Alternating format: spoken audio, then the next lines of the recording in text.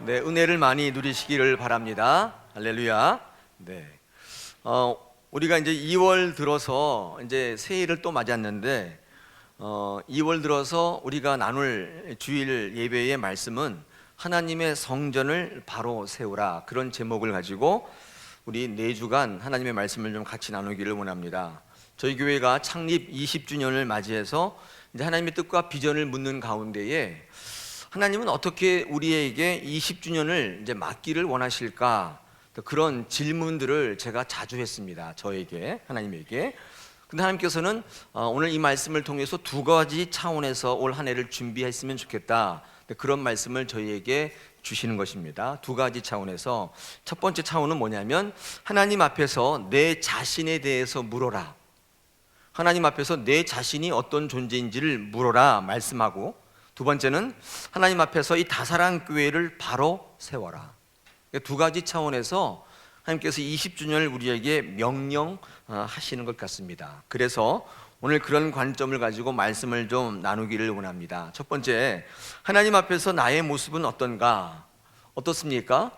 오늘 본문에 나오는 이 요시야라고 하는 왕은요, 8세, 8살 때 왕위에 올랐습니다. 그리고 31년간 왕으로 통치를 했던 인물이에요.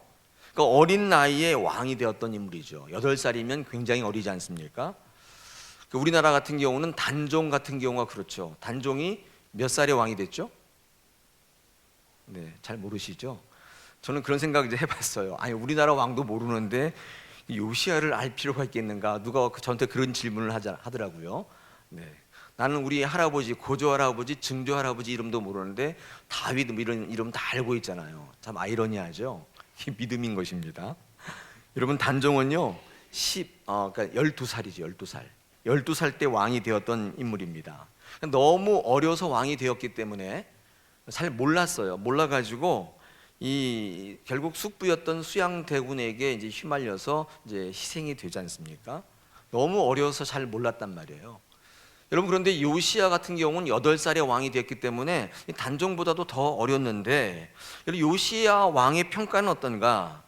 이런 불리한 조건에도 불구하고 요시야 왕은 이 유다 왕 중에 가장 선하고 강력했던 왕 중에 한 명으로 평가받습니다.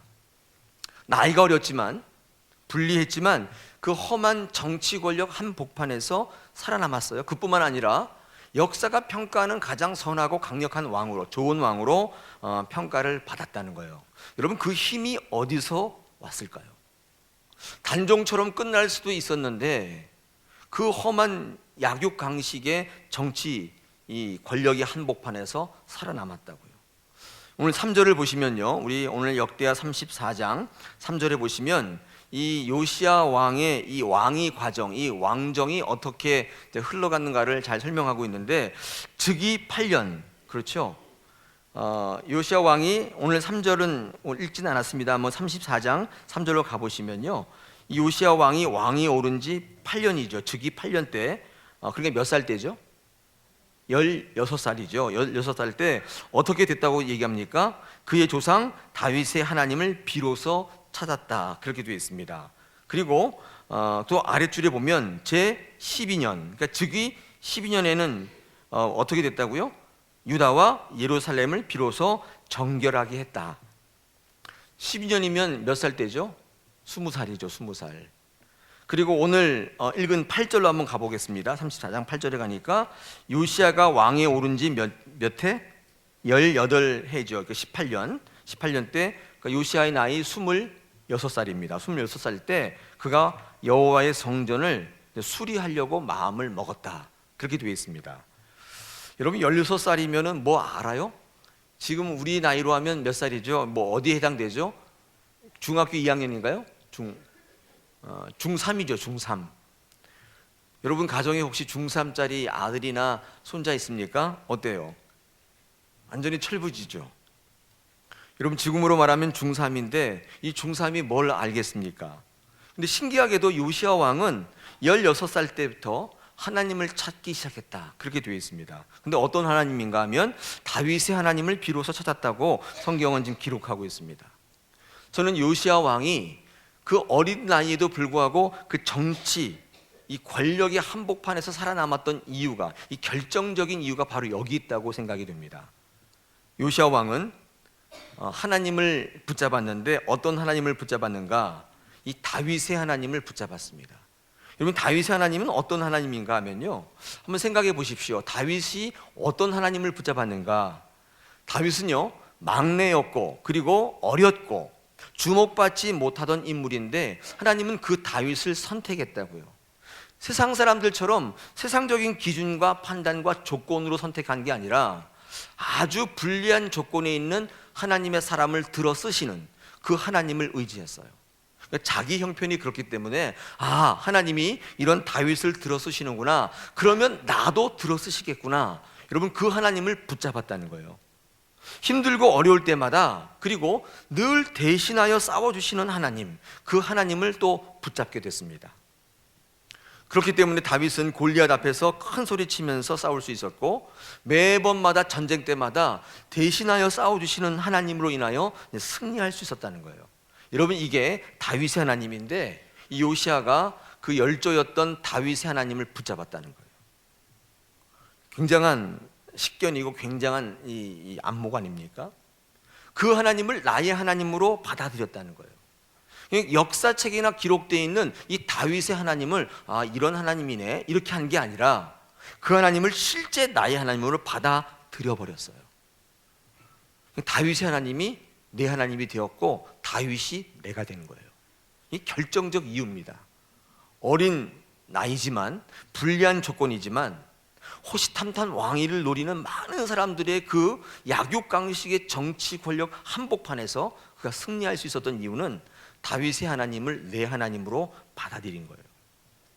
저는 이 말씀 묵상하면서 우리도 마찬가지라는 생각을 해봅니다.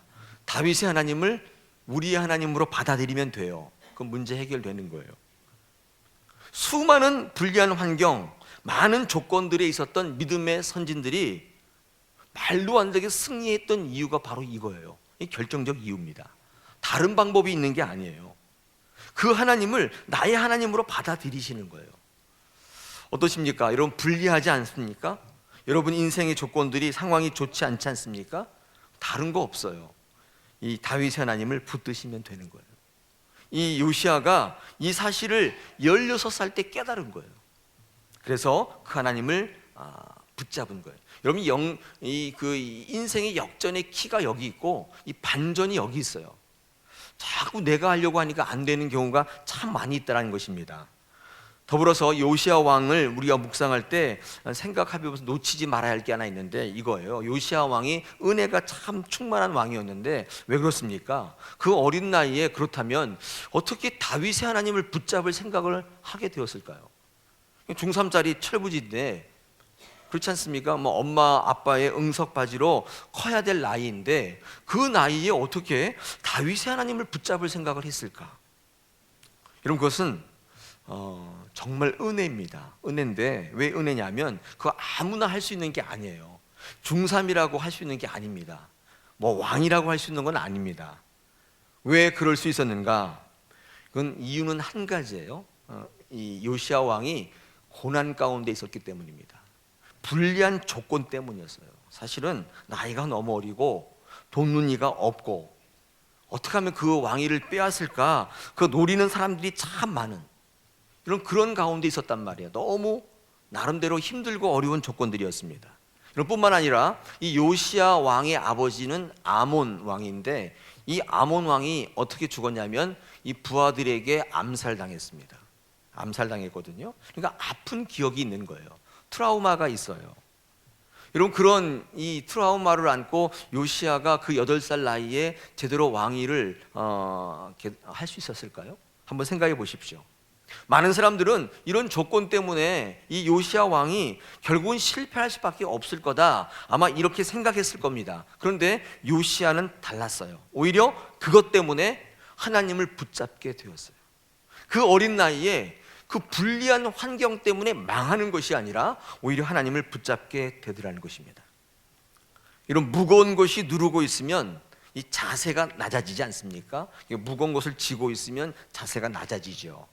이런 무게중심이 이게 아래로 쏠리면 오히려 안정된 자세가 돼요. 이렇게 뻣뻣하게 서 있으면 넘어지기 쉽고 또 실패하기 쉽습니다. 우리 인생에 이 짐이요 때때로 필요해요. 우리의 무게중심을 낮추고 우리의 자세를 낮추게 만들어요. 넘어지지 않는다는 거예요. 무너지지 않는다는 거예요. 무거운 것이 누르고 있는 게 결단코 나쁜 것만은 아닙니다. 짐, 부담, 고민, 어려움, 여러분이 어깨를 누르고 있지만 여러분 그것은 여러분의 자세를 낮추게 만들어요. 오히려 그것은 하나님을 바라보게 만들고 여러분의 무게중심을 겸손으로 이동하는데 결정적 이유가 될 수 있다는 사실입니다. 여러분 전쟁터에서 총알이 막 날아다니는데 이런 긴급하고 위험할 때 몸을 낮춰야 되죠. 여러분 몸을 낮추게 되면 안전할 수 있습니다. 이 상식이죠. 뻣뻣하게 서 있으면 총 맞기 딱 좋죠. 이 총알이 한번 왔다 갔다 해보면 사람들 다 몸을 낮춥니다. 이게 상식입니다. 우리는 언제 몸을 낮추게 됩니까? 여러분 인생을 한번 이렇게 돌아보십시오. 언제 몸을 바짝 낮추게 돼요? 돈 많이 벌었을 때인가요? 결코 그렇지 않아요. 몸을 이렇게 바짝 낮추게 되는 때는 배고플 때 아니에요? 배고플 때, 어려울 때죠. 어려울 때 몸을 바짝 낮추게 되더라고요. 저도 한번 설교 준비하면서 제 인생을 돌아보니까 언제 가장 몸을 낮췄냐 하는 일 잘 안 될 때죠. 실패를 거듭할 때, 그때 몸을 바짝 낮추게 되더라고요. 기도도 마찬가지인 것 같아요. 잘 될 때 기도는요, 이 의자에 앉아서 이렇게 뻣뻣하게 앉아서 기도하게 되는데, 여러분 인생에 고난이 닥치면요 낮아지는데 이 바닥으로 내려오게 돼요. 그리고 이 카페트에 코를 박고 기도하게 돼요. 여러분 한번 어려움을 당해 보십시오. 내 자세가 낮아진다고요. 여러분 낮아지면 겸손하게 돼요. 하나님 앞에 겸손하게 돼요. 겸손할 때 가장 강한 것입니다. 하나님께서는 우리에게 왜 어려움을 주시는가? 강하게 하시려고 그러는 것이죠. 우리를 죽이려고 하는 게 아니에요. 제가 어떤 책을 읽다 보니까 이런 말씀이 있습니다. 여러분 그 서양이든 동양이든 이 병법 가운데 가장 최고의 병법이 뭐냐? 이 적을 교만하게 만든다는 거예요. 교만하게 되면 실수하게 돼 있고 교만하게 되면 속게 되어 있습니다. 여러분 이럴 때 패배하지 않습니까? 가장 좋은 사탄이 여러분을 무너뜨리는 방법 중에 하나가 뭐냐면 여러분 잘되게 만들어서 교만하게 만드는 거예요. 여러분 그때 허점이 노출되고 여러분 그때 무너지더라는 거예요. 어느 순간이든 겸손할 때 가장 강합니다. 왜요? 하나님을 붙들게 되기 때문에 여러분 주기적으로 정기적으로 좀 어려워지실 필요가 있어요. 그렇죠? 고난을 사소하실 필요가 좀 있어요. 진짜예요. 우리의 믿음의 선진들은 주기적으로 금식했어요. 여러분 금식을요 어려운 일이 있을 때만 하는 게 아니라 주기적으로 하는 금식이 천주교의 영성에 있죠. 왜 그렇습니까? 왜 금식해요? 때때로 배를 줄이고 배고픈 거예요. 배고파 보면 이 편리한 삶으로부터 떠나보면 겸손해지는 거예요. 무게가 아래로 내려오게 돼요. 여러분 그럴 때 비로소 강해지더라는 거예요. 여러분 8살 된 이 요시야는 1차적으로 18살이 딱 되니까 자기의 삶의 방향을 결정했어요. 다윗의 하나님을 의지하기로 그 하나님을 믿고 내 모든 것들을 내려놓고 몸을 바짝 낮췄다고요. 그때 강해지더라는 것입니다. 자, 그 다음에 20살 때 뭘 했다고요? 성경의 표현대로 그대로 빌리자면 우리 3절 보니까 오늘 읽지 않았지만 우리 34장 3절에 보니까 뭐라고 되어 있습니까? 비로소 유다와 예루살렘을 비로소 정결하게 했다. 성경은 그렇게 기록하고 있습니다. 유다와 예루살렘을 정결하게 하다. 이게 무슨 말일까요? 여러분 유다와 예루살렘은요 이게 한 말입니다. 한 단어인데 여러분 이스라엘이요 이렇게 길쭉한 나라인데 남북으로 나눠져 있는 거 아시죠? 우리나라랑 좀 비슷해요. 남쪽과 북쪽으로 나눠졌습니다. 솔로몬 때 이후로. 여러분 북쪽을 우리가 뭐라고 얘기하냐면 북이스라엘이라고 얘기하는데 그냥 이스라엘이라고 부릅니다. 이스라엘인데 그 수도가 사마리아였습니다. 그러니까 이스라엘과 사마리아 그럼 같은 말이에요. 같은 말이죠. 근데 이 북쪽의 이스라엘은 이 다윗의 혈통이 세운 게 아니에요. 정통 나라가 아니에요. 솔로몬 때 솔로몬의 대신이었던 이 느밧이라고 하는 아들 여로보암이 자기 멋대로 세운 나라입니다. 놀라운 것은 그 북이스라엘이 세워졌을 때 12지파 중에서 10개 지파가 따라가요. 웃기죠. 의외이죠. 여러분, 그런 역사적인 사실을 바라보면 참 생각이 많이 듭니다. 그러니까 하나님께서 세우신 12지파라 할지라도 자기의 생각이나 자기의 편리대로 움직이게 되어 있는 게 인간이에요. 북이스라엘을 세우면서 많은 지파가 그쪽에 갖다 붙습니다. 왜냐하면 하나님을 섬길 때 너무 어려웠는데 그쪽의 나라는 편한 방법을 제시한 거예요. 10개의 지파가 거기 따라 붙습니다. 그런데 여러분, 이 남쪽은요 다르죠. 남쪽은 다릅니다. 남쪽은 솔로몬의 아들이었던 르호보암입니다. 여로보암, 약간 이름이 비슷한데 르호보암이 사실은 쫓겨나서 남쪽에다가 나라를 세운 것입니다. 이 남쪽 나라를 유다라고 합니다. 유다고 그 수도가 예루살렘이에요. 그러니까 유다와 예루살렘은 같은 얘기죠. 같은 얘기인데 여러분, 그 유다가 세워질 때는 두 가지 지파만 붙습니다. 어떤 지파죠? 유다 지파와 베냐민 지파, 이 두 지파만 그 유다에 붙게 돼요. 참 그렇죠. 옳은 나라이고 하나님이 명령한 나라이고 다윗의 혈통이 세운 나라인데, 좋은 나라이고 의미 있는 나라이고 옳은 나라인데 붙은 지파는 몇 개 없어요. 여러분, 이게 우리의 신앙의 모습과도 비슷합니다. 여러분, 이 북이스라엘과 유다를 보면요, 이 북이스라엘은 다윗의 혈통이 세운 나라가 아니잖아요. 이게 무슨 신하가 세운 나라이기 때문에 뭐 아무나 다 왕이 됩니다. 세상 말로 개나 소나 다 왕이 돼요.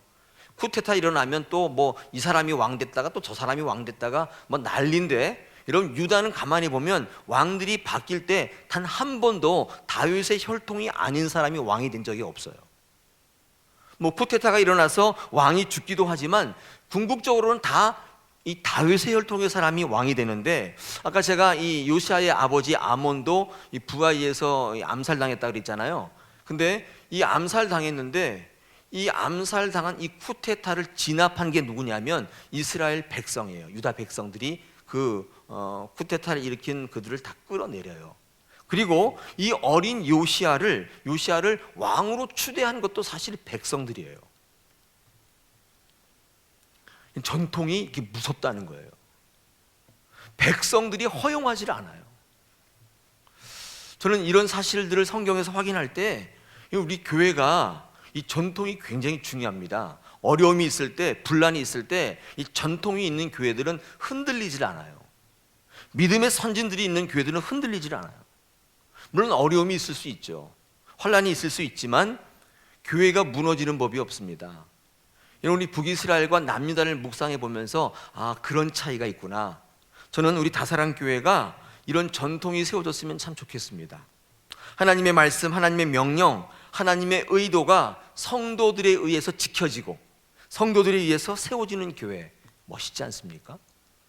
저는 우리 2016년도에 우리 다사랑 교회가 20주년을 맞는데 이런 유다와 같은 나라, 전통이 세워지는 나라, 그런 나라가 교회가 되었으면 좋겠습니다.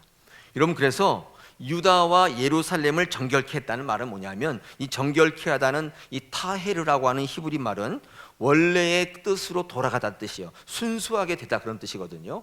다시 말해서 유다 안에 들어와 있는 많은 다른 것들을 척결하고 원래 하나님이 세웠던 그 부분으로 돌아갔다, 그 뜻이 유다와 예루살렘을 정결하게 했다는 뜻입니다.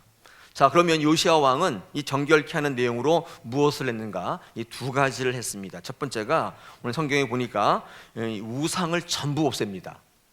그럼 이 요시아 왕의 이 정치적, 종교적 개혁 가운데 가장 으뜸이 뭐냐면 그 나라 안에 있는 이 우상들을 다 없애버려요.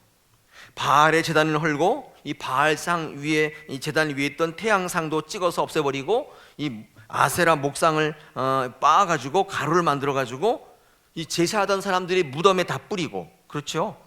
우리 성경에 다 기록되어 있죠. 우리 34장 4절에 있습니다. 읽진 않았습니다만은. 그 다음에 제사장들의 뼈까지 다 불태워버려요. 완전히 이 종교적으로 개혁을 일으켜버리는데 우상을 없애버려요. 근데 여러분, 오늘 읽으신 본문을 보면 너무 철두철미하게 다 빻아가지고 가루를 만들 정도로 그냥 없애면 되지, 다 빻아가지고 가루까지 만들어요. 너무 한다 싶을 정도로 철저하게 개혁을 단행합니다. 다시 말해서 하나님의 뜻이 아닌 것은 홀이라도 하나 남기지 않아요. 대충 이렇게 하는 게 아니에요. 대충 하는 게 아니라 철저하게 없애버려요. 여러분, 하나님 앞에서 온전히 쓰임바 되기를 원한다면 불리한 조건들, 상황이 아니지만 인생의 반전의 역사를 경험하고 싶다면 여러분 철저하게 없애야 돼요. 홀이라도 남기면 안 돼요. 우리가 주변에서 이런 얘기를 듣죠. 가끔씩 철저하게 회개해야 한다, 그런 말 듣지 않습니까? 여러분, 이 홀이라도 하나씩 남김없이 다 없앤다는 말을 다른 말로 하면 철저하게 회개한다는 얘기예요. 철저하게 회개. 여러분, 철저하게 회개한다는 게 무슨 말이죠? 바꿔 얘기하면 하나라도 남김없이 다 없애는 것인데, 우리 회개를 이렇게 이해하셔야 됩니다. 회개는요, 잘못했다고 고백하고 울고 가슴 치는 것으로만 끝나면 회개가 아니에요. 그것은 그냥인 거예요. 자복이에요, 자복. 여러분, 자복함으로 회개가 시작될 수 있지만 회개가 갖는 영적인 유익을 누릴 수가 없어요. 진짜 회개는 요시야 같이 돌아서야 돼요. 철저하게 다 없애야 돼요. 행동해야 돼요. 어떤 의미에서 회개는 그래서 행동이에요. 우리가 생각하고 고백하고 우는 것으로 끝나면 안 된다고요. 여러분, 회개하셨죠? 여러분 늘 울고 하나님 앞에 고백하시지 않습니까? 그런 다음에 돌아서셨습니까? 똑같이 그 죄를, 또 그 잘못을 반복하고 있다면, 그러면서 스스로 생각하기에 이거 어쩔 수 없는 거 아니냐, 여러분 그렇게 생각하고 그 안에 머물러 계시다면 회개는 아니에요.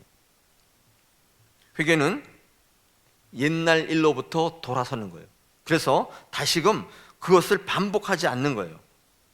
여러분, 그러므로 회개는 내가 하는 게 아니라는 생각을 해봅니다. 회개조차도 하나님께서 힘을 주신다는 거예요. 어떤 사람에게? 하나님을 바라보는 사람, 하나님께 전적으로 의지하고 다윗의 하나님을 붙잡는 것처럼 그 하나님을 내 하나님으로 여기고 전적으로 의뢰하고 신뢰하며 행동으로 옮기는 사람, 여러분 그 사람에게 하나님께 힘을 주신다고요. 하나님 바라보시면 끌어낼 수가 있습니다. 이것이 선행되었다는 것입니다. 두 번째, 이 요시야가 하나님을 향하여 했던 이 반전의 역사를 경험할 때 했던 것 중에 두 번째가 이 성전을 수리하기로 마음을 먹은 것입니다. 우리 8절에 보니까 요시야가 즉위 18년 때 26살 때 성전을 수리하고자 마음을 먹었어요. 이 마음을 먹었는데, 이 성전을 수리하려고 마음 먹은 게 이게 대단한 일이죠. 당시에도 성전을 이제 아름답게 꾸미려고, 또는 낡고 이제 노후화된 것을 이제 고치려고 아마 했던 모양인데, 그때 돈이 이제 필요하니까 요시야 시대 이전에 이미 여호와의 전 앞에서, 성전 앞에서 이 헌금을 좀 받았던 것 같습니다. 요시야는 그 헌금을 가지고 이 성전을 이제 수리하고자 했는데, 요시야가 어떻게 이걸 합니까? 우리 읽으신 본문을 쭉 읽어 다시 한번 보면 우리 8절을 보니까 어떻게 해요? 사람을 세우죠. 누구를 세웁니까? 사반, 또 마아세야, 그 다음에 요아스가 아니라 요아를 세웁니다. 여러분, 이 사람을 세워가지고 이 돈을 그들에게 주지요. 이 왕이 가지고 가는 게 아니라 이 사람에게 줍니다. 이 사람은 이걸 가지고 누구에게로 가요? 9절에 보니까 대제사장 hil기야에게 가죠. 여러분, hil기야는 그것을 전달받아서 누구에게 또 전달합니까? 10절 보니까 그 여호와의 전을 공사하는 감독하는 사람들에게 이 돈을 넘기는 거죠. 목수라든지 이런 사람들에게 이 돈을 넘깁니다. 그리고 레위 사람들은 뭘 해요? 우리 13절에 보니까, 12절 13절에 보니까 감독을 하죠. 감독을 하게 됩니다. 이 무라리 자손과 그핫 자손들을 시켜가지고 여러분 그것을 감독하게 합니다. 참, 여러분 이 성경 말씀 읽어보면 좀 신기하지 않습니까?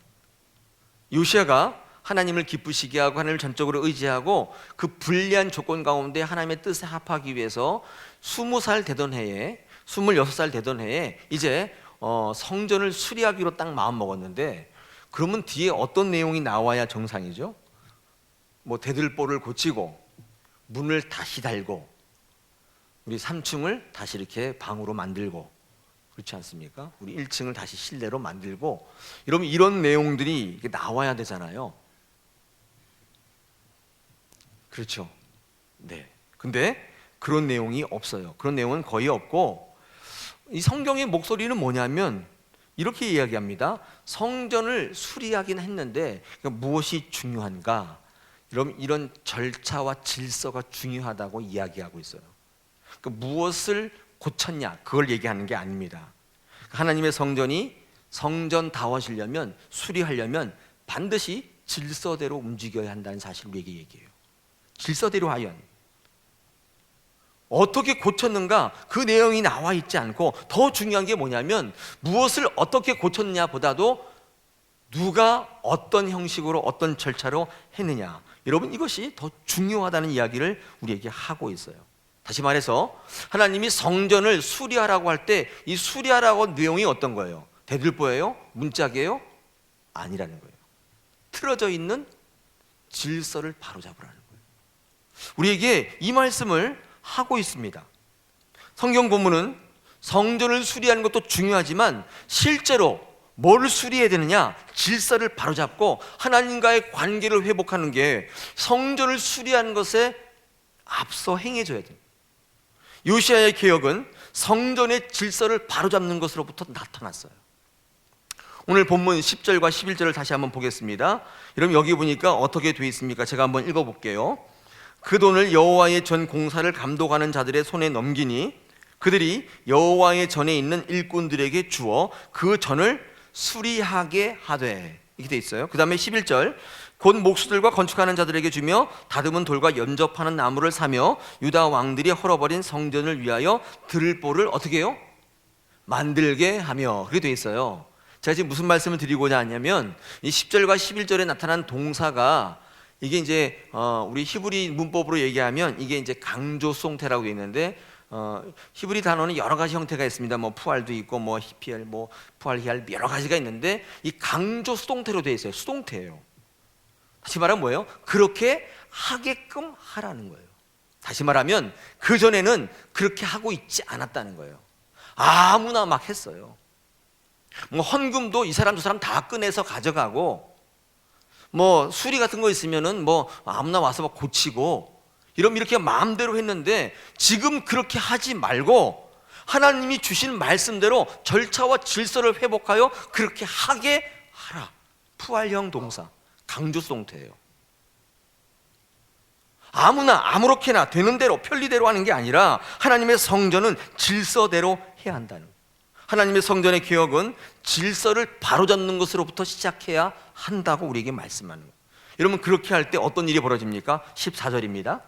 어떤 일이 벌어져요? 우리가 여호와의 전에 헌금한 돈을 꺼낼 때에 제사장 hil기야가 모세가 전한 여호와의 율법책을 발견하고, 그렇게 돼 있죠. 예. 이것도 참 신기합니다. 여러분, 가만히 한번 성경을 읽어보시면 여호와의 율법책을 발견했는데 어디서 발견한 거예요? 헌금을 꺼낼 때, 그렇죠. 뭐 헌금을 어디서 꺼냈는지 모르겠습니다만은 이제 쉽게 생각해 보면 헌금통이겠죠. 헌금함. 근데 우리 같은 저런 함은 아니었을 거고, 아마 이렇게 벽에, 제가 그림을 보니까 북박에 붙어 있는 어떤 이 벽에 이렇게 헌금함이었을 것이고, 거기서 이제 이게 헌금을 넣고 빼고 아마 했던 모양이에요. 근데 질서를 회복하고 이렇게 하게 하니까 어떤 일이 벌어졌냐면, 이런 그 헌금함 속에 있는 뭐가 발견된 거예요? 예, 율법책이 발견되는 거예요. 신기하죠? 여러분, 어떻게 그 율법책이 그 안에 들어있을 수가 있었을까요?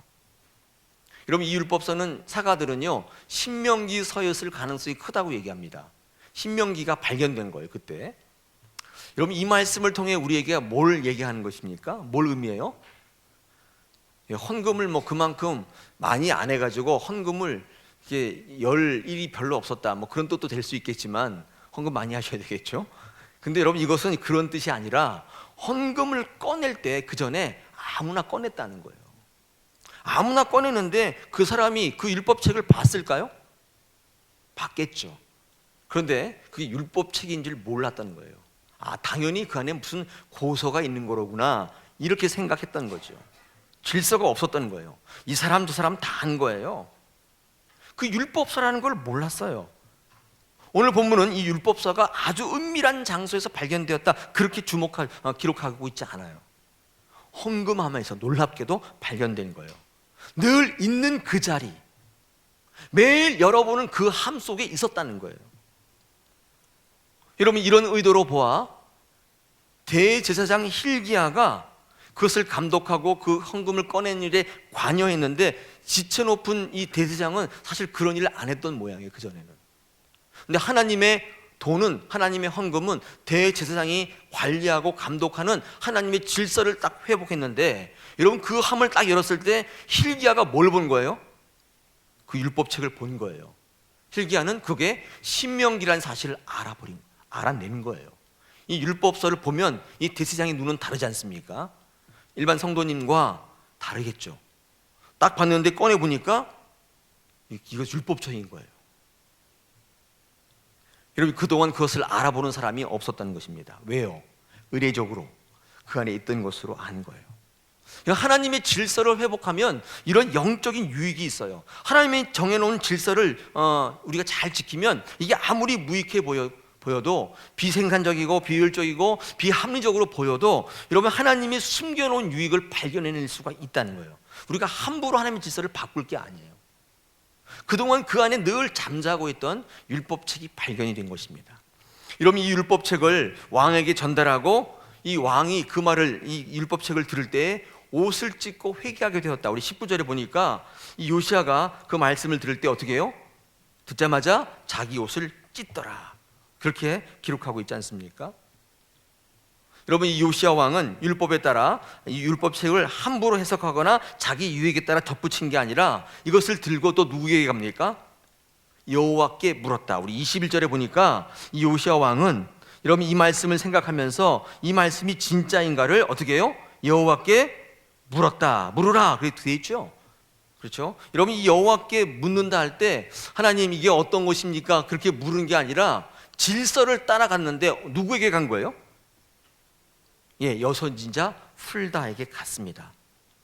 이때 이 훌다를 통하여, 하나님의 사람을 통하여 하나님의 말씀이, 명령이 하달되죠. 우리 24절, 25절이죠. 26절, 27절까지 쭉 한번 읽어보면 이렇게 됩니다. 어떤 명령이 하달되는가? 여호와께서 이같이 말씀하시기를, 24절입니다. 내가 이곳과 그 주민에게 재앙을 내리되 곧 유다 왕 앞에서 읽은 책에 기록된 모든 저주대로 하리니, 이는 이 백성들이 나를 버리고 다른 신들에게 분향하며 그의 손이 모든 행위로 나의 노여움을 샀음이라. 그러므로 나의 노여움을 이곳에 쏟으며 꺼지지 아니하리라 하라 하셨느니라. 26절, 너희를 보내어 여호와께 묻게 한 유다 왕에게는 이렇게 전하라. 너희가 이렇게 전하라. 이스라엘 하나님 여호와께서 이같이 말씀하시기를, 내가 들은 말을 의논하건대 내가 이곳과 그 주민을 가리켜 말한 것을 내가 듣고 마음이 연약하여 하나님 앞 곧 내 앞에서 겸손하여 옷을 찢고 통곡하였으므로 나도 네 말을 들었노라. 여호와가 말하였느니라. 이 여선지자 훌다가 이 말씀을 하나님께로 받아서 이들에게 선포한 거예요. 만약에 요시야 왕이 그 말씀을 듣고 자기 멋대로 말씀을 해석하고 이런 것이구나, 그렇게 끝났다면 몰랐을 텐데, 여러분, 그 말씀을 질서에 따라 하나님의 사람에게 해석을 요구했더니 하나님의 말씀이 통해 하달이 되는데, 우리의 죄가 뭐라는 것을 알게 된 거예요. 하나님을 떠나며 다른 신들에게 분향했던 거, 여러분, 이게 엄청난 우리 인생의 비극을 초래했던 이유라는 사실을 알게 된 거예요. 그만둬야죠. 또 기도는 어떻게 하라는 걸 알게 된 거예요. 요시야 왕처럼 겸손하여 옷을 찢고 통곡하니까 하나님이 그 음성을 들으시는구나, 여러분, 그 말씀을 듣게 된 거예요. 요시야의 이 개혁은 이런 단계로 진행이 됩니다. 저는 오늘 이 말씀을 이제 준비하게 되었고 깊이 묵상하게 되었는데, 우리 교회가 하나님 앞에 잘 칭찬받으려면 어떤 교회가 되어야 할까? 여러분, 우리는요 20주년을 맞아서 성전을 좀 수리하려고 계획하고 있습니다. 사실은 외형적으로는 성전을 수리하는 것이지만 오늘 주시는 말씀을 통하여 하나님께서 우리에게 뭐라고 명령하고 계세요? 수리해야 될 거는 따로 있다는 거예요. 우리가 외형적으로 성전을 수리하지만 우리가 수리해야 될 것은 따로 있다는 거예요. 오늘 여러분 쭉 들으셨죠? 이 질서가 굉장히 중요하고 하나님과의 관계를 회복하는 게 너무 중요하고, 우리 20주년에 여러분이 하나님과의 관계를 수리하라고 우리에게 말씀하는 거예요. 우리의 교회의 질서를 바로잡아야 하는 거예요. 하나님과의 질서, 성도 간의 질서, 또 우리 하나님과 이 교육자와 성도 간의 질서. 여러분, 이 질서를 바로잡을 때 우리가 20주년을 맞는 이 교회가 하나님의 전으로서 주시는 영적 유익을 누린다는 거예요. 사랑하는 여러분, 요즘 우리 교회에 가장 힘든 거 뭐 있습니까? 다 하나님께 맡기시라고요. 그리고 무릎 꿇으셔야 돼요. 여러분, 사업하시거나 뭐 직장에 있으시거나 어떤 일을 하시든지 간에 어렵고 힘든 게 있습니까? 요시아처럼 어떻게 해야 돼요? 다윗의 하나님을 내 하나님으로 붙드십시오. 의뢰하십시오. 하나님께서 그것을 통하여 인생의 반전의 역사, 역전의 역사가 있게 만드십니다. 하나님께서는요, 오늘 이 시간에 성전을 수리하려고 준비하는 우리 다사랑 교회에 정말 실제적인 말씀을 우리에게 말씀하고 계시는 거예요.